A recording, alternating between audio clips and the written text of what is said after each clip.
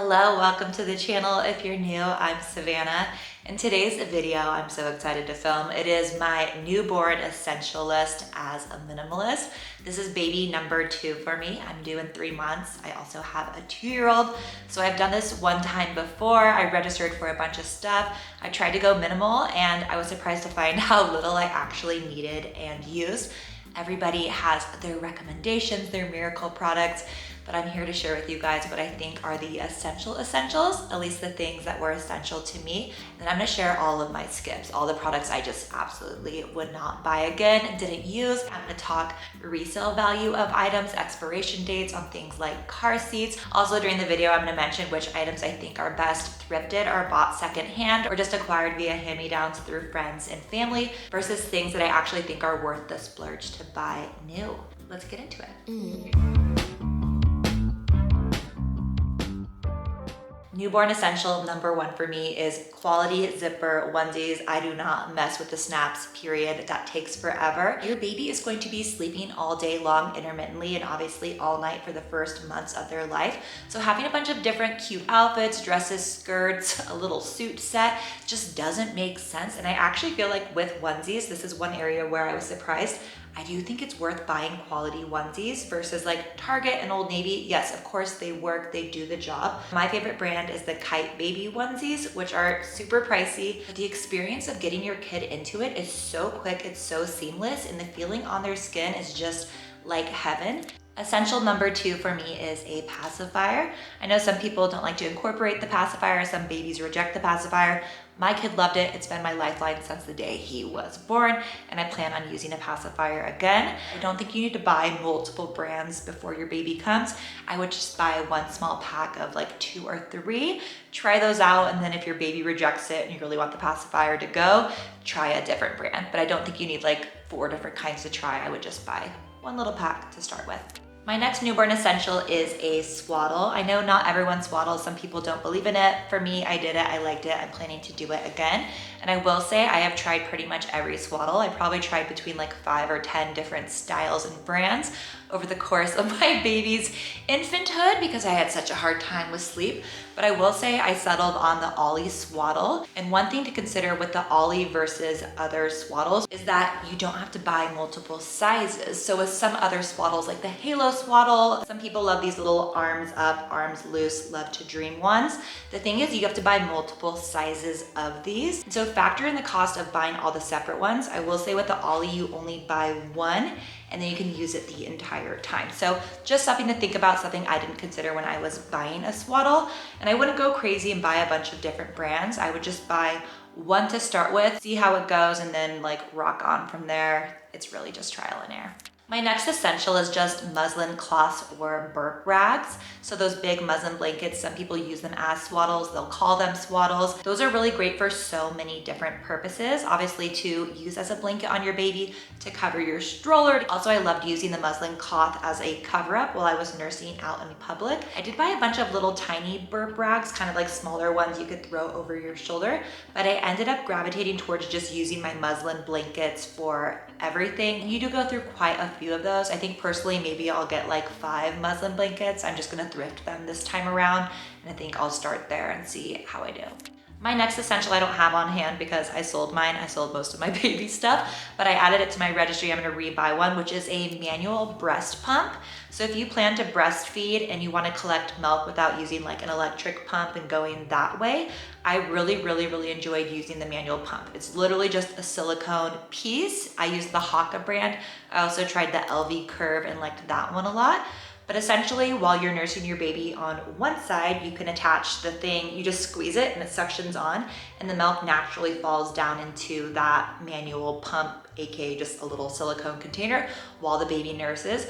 I was very amazed how much milk I could collect through this process just from like naturally nursing my baby. I actually only used an electric pump once. I did not go back to work, so I just continued breastfeeding. That's what worked for us. But I will say that manual pump was a really great, super easy tool for me to build that milk supply. My next essential is just going to be a general changing pad, changing mat for your home, changing your baby's diaper. You're going to be doing it all day long. For me, I really liked having kind of like a rubber or silicone, I don't know the exact material, but pad so that it was waterproof. Our baby was constantly peeing onto the mat. So if you had a foam fabric one, I just don't get how you would keep that clean or sanitary. I don't know. That's just me. And for me, I had a changing table. I'm gonna mention this in the skips. I'm not gonna get a changing table this time. I think it's just as easy to change your baby on the floor or on the couch or just wherever. My last two essentials for the babe is just going to be diapers and wipes. And my recommendation for diapers is just experimenting. Just buy one kind for your newborn and go from there. My husband and I definitely went overboard with trying to get nice diapers. We tried the Coterie brand. Maybe you love it, maybe it works for you. We just thought it was fine and they were so expensive. We did use those for the first couple months of our baby's life, and then we switched over to Huggies, like Huggies more premium brand. It's called Huggies Special Delivery. But we've tried a lot of different brands, just borrowing from friends and cousins while we're out traveling, Pampers.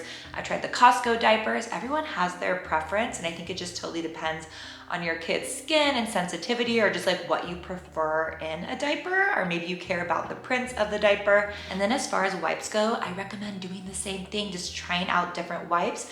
You don't need to buy a ton up front. I would just buy one brand and then go from there. My family has super sensitive skin, so we ended up going with water wipes, which is just water on the wipe. So love the water wipes. It's really slick. They're kind of more thin, but they're really hard to get out of the package, which is a pain in the you know what. So all of them have their pros and cons. Just experiment for yourself and see what works for you.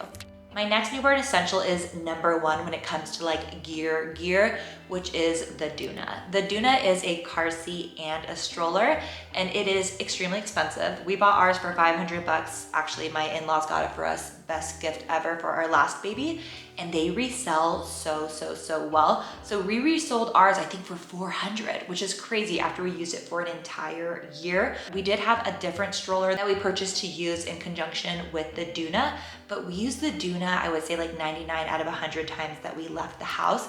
It's so easy to lift in and out of the car, and you just pop the wheels down. It's so amazing for traveling. It's so amazing when your baby falls asleep and you don't want your baby to wake up. You just bring it into the restaurant or back into your house. Also, it's really narrow and tiny, so you can zip through stores and shop really easily with it. I know people that live in cities and metro areas really love the Doona for like riding in Ubers and taxis or like taking on the subway. It's just the best thing ever.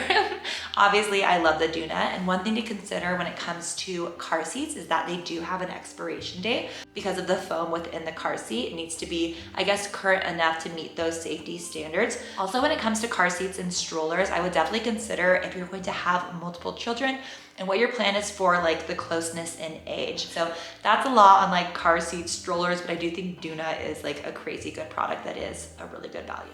My last two essentials for bringing baby home from the hospital are actually for mom. These are things that I'm making dang sure that I have ready for myself when I come home from the hospital in just a few months. Number one is going to be those ice pack padsicles. They are a splurge. I find them very expensive. I also don't like the idea of them going into a landfill, but for me, they were everything. They were a lifesaver.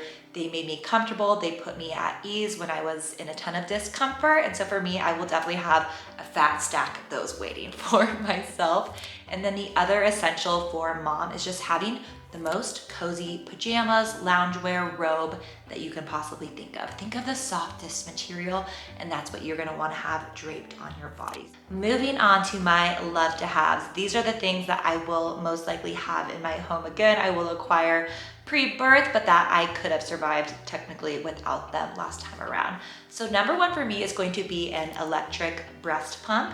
And you can get this for free or at a low cost through your health insurance if you have health insurance. But like I mentioned, I only used my electric breast pump one time when I went to a wedding and I needed to pump. I really wasn't away from my son that much when he was a newborn and when he was an infant.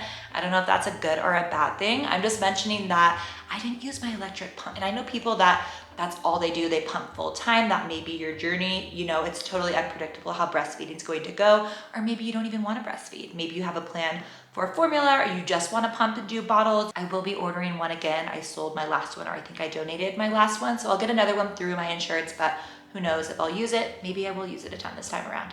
TBD. Next up on my love to have list falls into that same category, which is bottles. I really wanted to get the nicest, most expensive bottles. I got those Comatoma ones through like Nordstrom on my registry.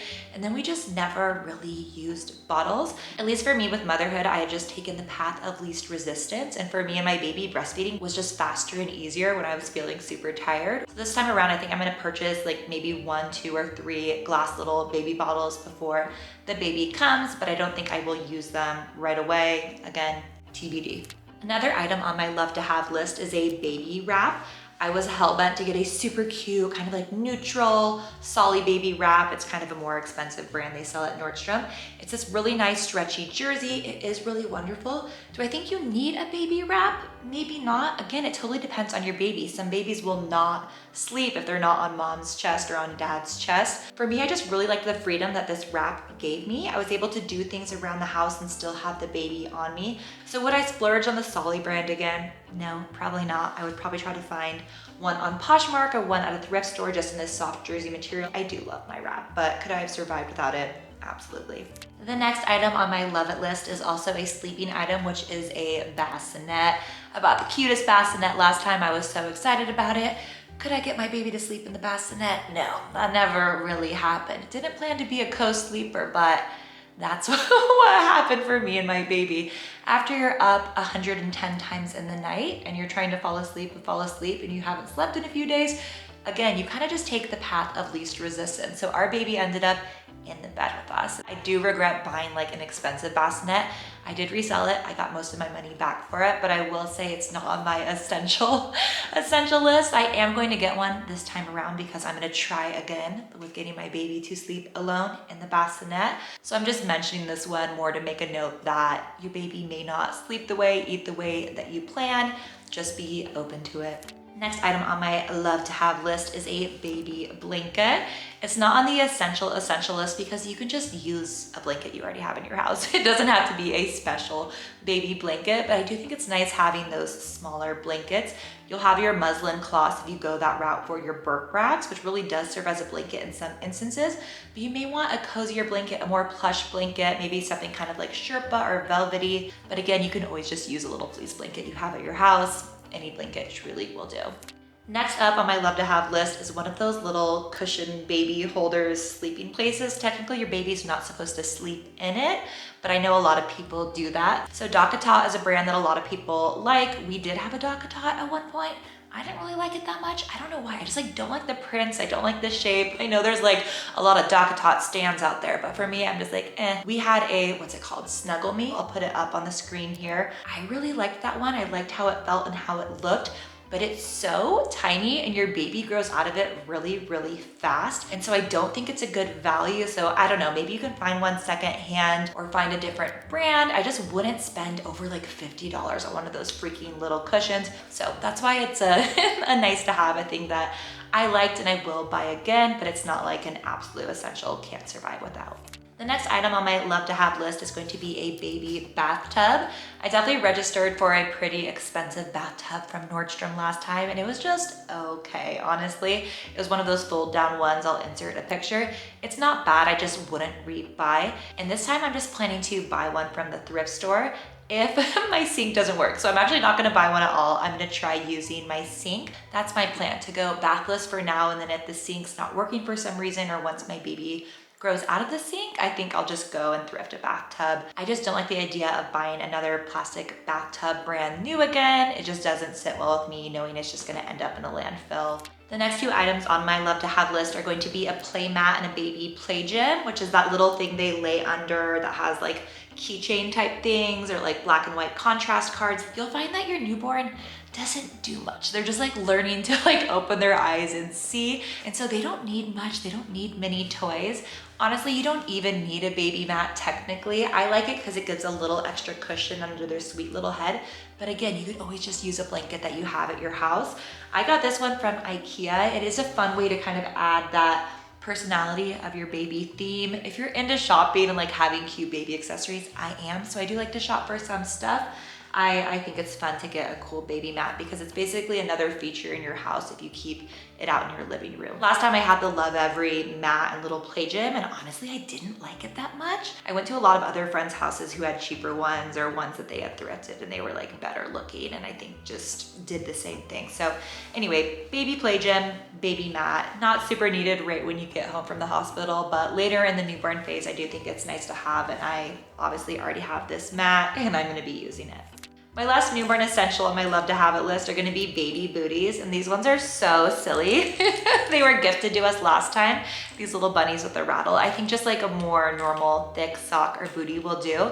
I didn't think about having shoes for my newborn because it's like, it's a newborn. I will say if you stick to having the footy onesies like I do and that my baby wears 99% of the time, you don't really need booties, but there are those instances where their little feet are out, and if your baby's born in winter, you're gonna wanna put socks or booties on their feet. I really love the Zutano, Z-U-T-A-N-O booties. They also resell really well, but any old booties will do. We're gonna be using these funny little bunnies. Another essential for my love to have it list is going to be a baby monitor. We bought the most expensive, fancy baby tracking, respiratory, breathing monitor connected to our phones. And at this point, guess what I have? Just an old-fashioned radio audio one. Of course, do what you have to do if you are an anxious person and you're really worried about your baby. I was checking it a lot, but I don't know. I think it's like more anxiety inducing than not. I never actually needed it. I always could just hear my baby. If you live in a mansion, maybe you need it. I've always lived in a small house, so I can just hear my kid in the other room. And if it's your first kid, which it probably is if you're watching this, you may just want the nicer everything that just gives you a little bit more security. I think it's also just like a learning curve in going through that for yourself, so you'll figure it out. Okay, last up on the love to have list is for mom, which is a fat water bottle, a new nice water bottle. I'm not a big water drinker. Maybe you are, you already like are drinking gallons of water a day. But for me, I drank like 10 times more water than I normally do while I was breastfeeding. It was crazy. I was thirsty all the time.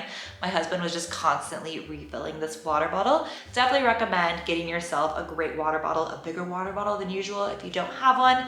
Obviously, it's not totally essential because you probably already have a water bottle at your house that you could just use, or just use a cup for water. There's not that many cute aesthetic things that are for mom while you're taking care of a newborn. It's really all about the baby. So I did find having a nice water bottle that was my little special thing that was always filled up was really nice to have.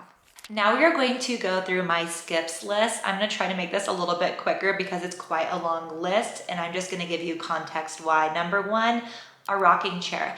I bought a super fancy, super cute rocking chair, I think from Crate & Barrel, and I never used it. I didn't like sitting in it. It wasn't comfortable the way that I was sitting with my baby.